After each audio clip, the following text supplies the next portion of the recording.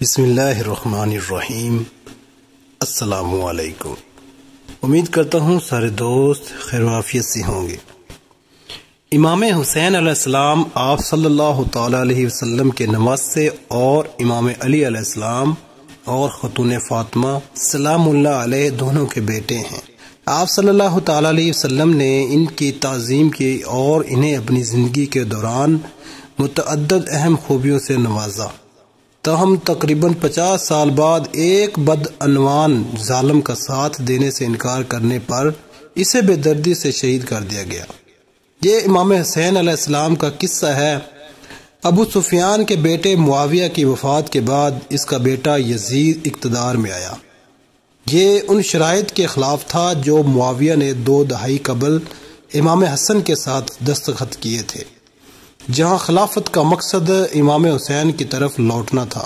جیسے ہی یزید اقتدار میں آیا اور معاہدے کے شک کو توڑ دیا گیا، اس نے امام حسین سے بیعت کا مطالبہ کرنا شروع کر دیا تاکہ اس کی حکومت کی حمایت اور جواز حاصل کیا جا سکے۔ امام حسین یزید کی بیعت سے انکار کر دیا، تاہم مدینہ کے حالات امام کے لیے خطرناک ہو گئے اور ان کے پاس اس کے سوا کوئی چارہ نہیں تھا کہ وہ اپنے اہل خانہ سمیت شہر چھوڑ کر مکہ کے لیے جائیں۔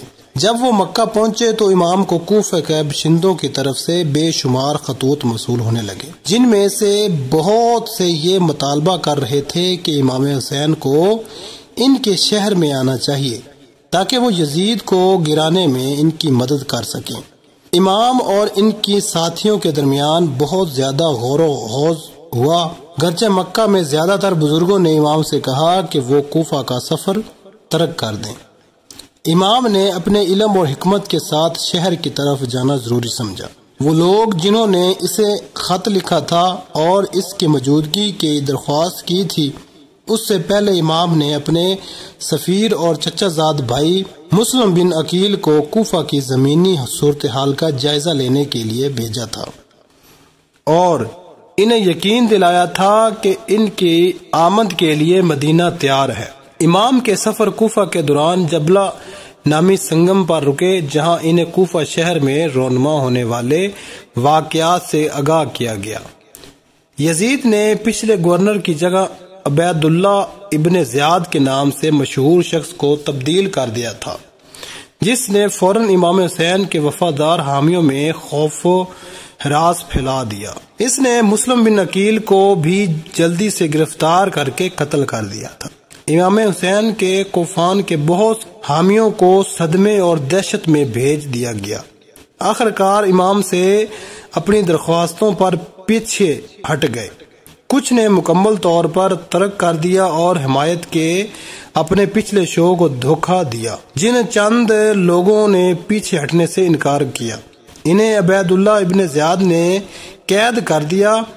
اس کے باوجود امام نے کوفہ کی طرف بڑھنے کا فیصلہ کیا، اس امید پر کہ اگر وہ شہر میں داخل ہو جائیں تو ان کے حامیوں کو ان کے ساتھ دوبارہ شامل ہونے کی ترغیب ملے گی۔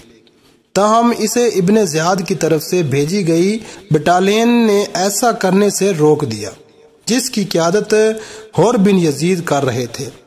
حر نے امام کو شہر میں داخل ہونے سے روک دیا اور مدینہ واپس آنے کی اجازت بھی نہ دی۔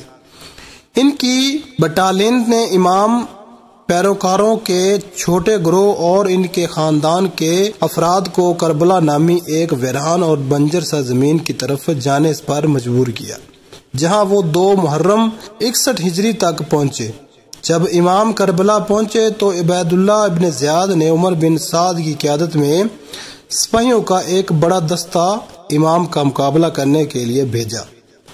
چند دنوں کا تبادلہ خیال اور تبادلہ ہوا، یہاں تک کہ 7 محرم کو عمر بن سعد کی فوج نے امام کے کیمپ تک دریا پینے کے پانی کے لیے رسائی بند کر دی۔